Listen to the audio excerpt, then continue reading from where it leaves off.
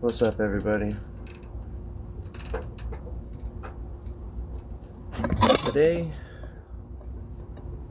I just want to gobble about Israel and Palestine. Now,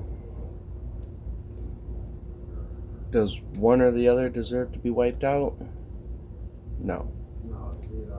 Do they both deserve to exist? Yes. I believe they both deserve their independent state, just because Palestine did get labeled that title Palestine in, it was like 160 AD or something like that. Otherwise, prior to that, they never existed. Oh, why do I say that? Well, let's go to my handy dandy notes. I'll give you a little brief history on Palestine. Israel, just to let you know, is 1,000 years older than the Philistines. Well, Palestine, whatever you want to say. But what's funny about the Philistines, see which one, gotta find out what note I wrote it on. There we go. Is that the people,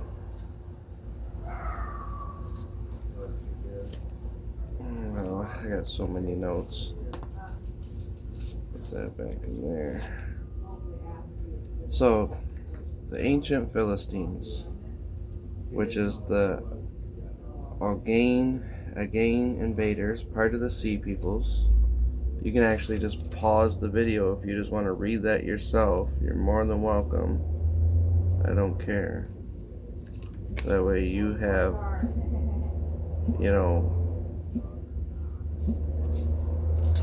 now you have it. They essentially died out as a distinct people, assimilated into surrounding cultures like the Canaanite and Phoenician, after being conquered by Assyrians and Babylonians in 700 to 600 BC, vanishing from history, though the name lived on in Roman time. The term Palestine, well, why bring name back? To disrespect Israel. Well, in 2nd century years, 130 to 133, Jewish rebels led by Shimon Bar Kokhba, son of Star, and the rabbi sage Akka, aka. So they fought against Adrian, the Roman emperor, the second time, and they lost the first time, so they fought him a second time, and they lost again, same as the first time. The Roman Empire punished the Jews by officially replacing the name the Judean province to Provincia Syria Palestina, that is the province of Syrio-Palestine. Then made coins saying Judea captured. See? So, because of war, there was a name change, okay? It's understandable. They can keep the Palestine name. It's all part of history. Because if we're going to sit here, how was I going to put this? Look at America. If we're to say, we were just here 250 years ago, so we can just get rid of it, America, and just have the natives set their stuff back up, and then they're ruling over. Well, that's a big switch. That's going to tip this whole place upside down, and it's going to mess the whole system up. Because during our conquest, what's so funny is Europeans are blamed for everything, but we were the last to just the copycat what everyone else did. But except that we did it and we're white, oh geez. But you could thank us for 1838 and 1838 for Britain. I think it was the first one to start it. I think you can look this up. You can check me. That's fine. I think it was Britain in 1838. Europeans who started the first one to abolish slavery, and then throughout the next 100 years, slowly slavery started to begin to be abolished. So while that happened, it's 2026 and we still have slavery happening, but we don't hear nobody talking about it because we're just going to focus on the Europeans and talk about the things that they used to do. But that's a whole nother subject. Either way, let's get back on the Israel and Palestine thing. So what's funny is, using our manuscripts, we can still prove that it was Israel before Palestine. So like even in Matthew chapter 2 verses 20 and 21 mentions land of Israel twice. So there you go. You're talking 100 AD to 80 AD type manuscripts. So, and then you have people before that quotes this geographical area as Israel or Judea, never Palestine. Yes, you will have Philistines, but that's a different people than the modern day Palestine. So, now the Philistines, they're not even originally from Gaza. What? What do you mean? Yeah, dude, guess where they're from? The Philistines arrived on southern coast of Canaan in boats from original homeland in Kaftor, which is Crete. I can never say that name right, but it's Greek. Yeah, you guys are from that way, not this way. So, but they can have keep their Palestine independence, okay? I don't think nobody needs to occupy nobody, but it sucks that things happen. But you can think Hamas, and you can think Lebanon, and you can think the regime in Iran. There's nothing wrong with the Arabs. I don't have a racial problem. No, I have a theological problem, okay? But their ways are gonna... They have 3 stages, and I've studied those 3 stages. Read their Quran. It's in their Quran. But either way, we don't have to support Israel as Christians. Okay? Israel is in God's hands in this way. So, I'll open up my Bible. I already got my notes pre-written.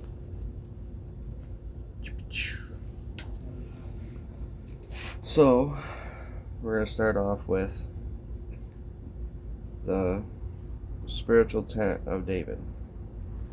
So, in Acts 15, verses 13 to 17, the overall, what's going across, what's being said, is James uses it to explain why Gentiles were now being saved through Jesus' ministry, temple rebuild.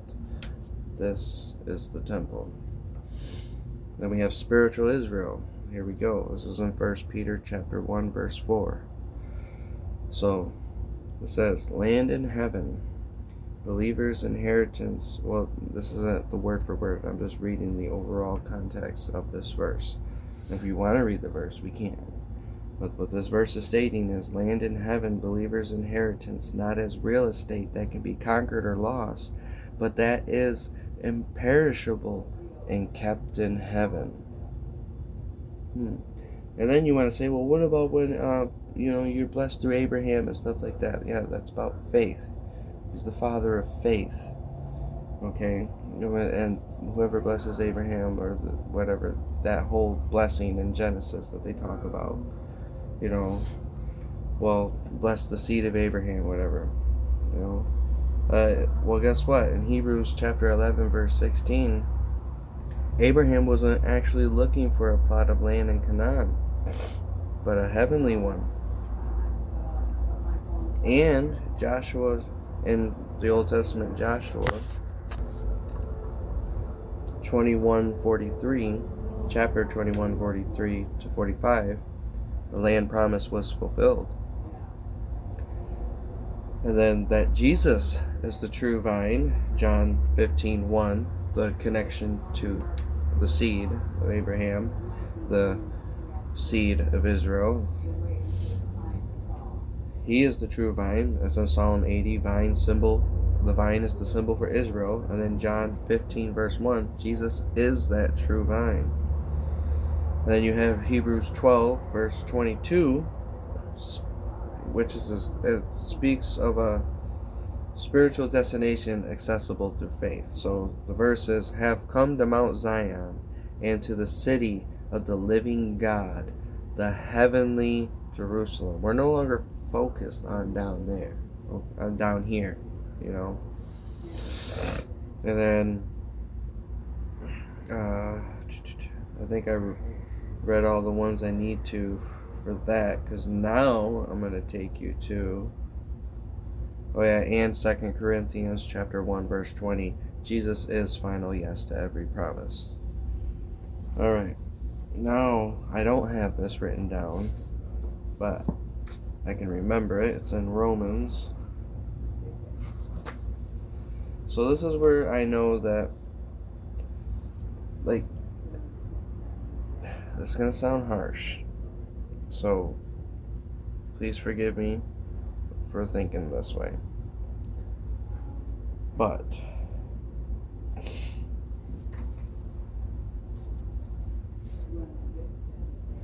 the Jews are going to end up, yes, they're following God, whatever, but without Jesus, they're not going to be saved. This is what they don't realize. They have to come to Christ. Okay? They can be as close to their Torah as they want to be, but without Jesus, the fulfillment of that Torah, they're nowhere. So, Romans 11, verse 25. And I'm going to go on from there. For I don't desire you to be ignorant, brothers, of this mystery, so that you won't be wise in your own conceits, that a partial hardening has happened to Israel. Notice how it says a partial hardening. It doesn't say a full hardening. Why a partial hardening?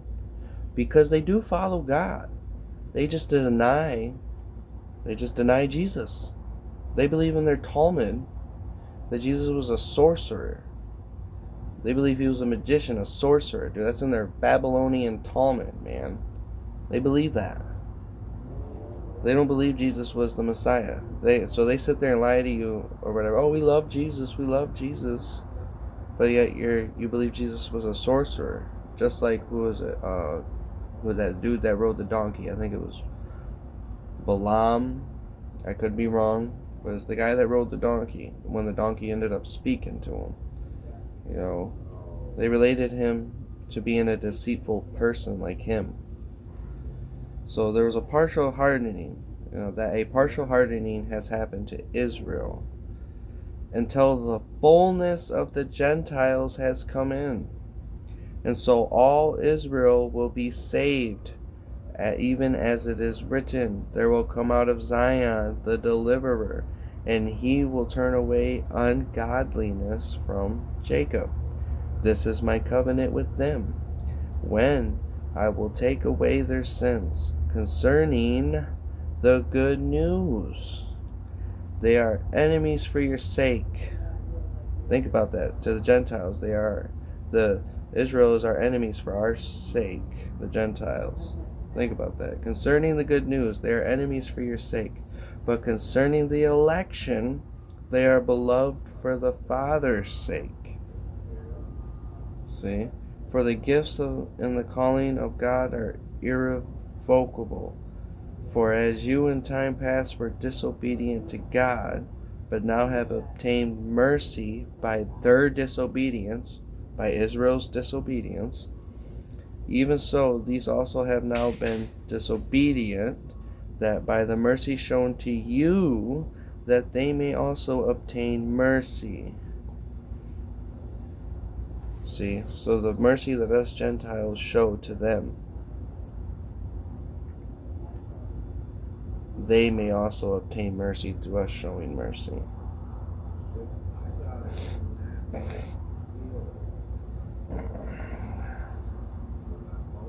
That's because literally the next verse it says, "For God has bound all to disobedience, that he might have mercy on all." You see, there's a partial hardening right now in Israel. They won't accept Jesus. They're following God, sure, but they're not going to be saved. And plus, I don't care what nation you are, but anybody that says, like Netanyahu literally said that Jesus has no advantage over Genghis Khan, and that and that evil will help us, and for good, evil can be used for good in the end. So, but that's my stance. We're seeking the New Jerusalem, the heavenly Jerusalem. That's what I seek, like Abraham was waiting for and wanted, just like how I want, it's because what God set up, it's what he says. So, should there be an alliance with Israel? You know what? That's the nation's doing, but I think there should be a good balance between everybody, okay? Think about it, dude. When God gave the land to Israel, he literally gave it, I wish I had my map, that's why I was looking around. He gave it from literally where the Dead Sea is at, right? Through Canaan, through Saudi Arabia, through Israel, right? There's Israel right here. Well, you'd be looking this way, whatever, but literally all the way to the Euphrates River. That's all the way up. That's freaking, oh my gosh, I have a mini map, but I don't think it'll do me any justice. Nope, it won't. But, so, there's Jerusalem. So this is all Israel has, right? Well, God promised Abraham in the beginning, all the way over here, you would have Egypt, the Dead Sea Scrolls, Saudi Arabia, Canaan.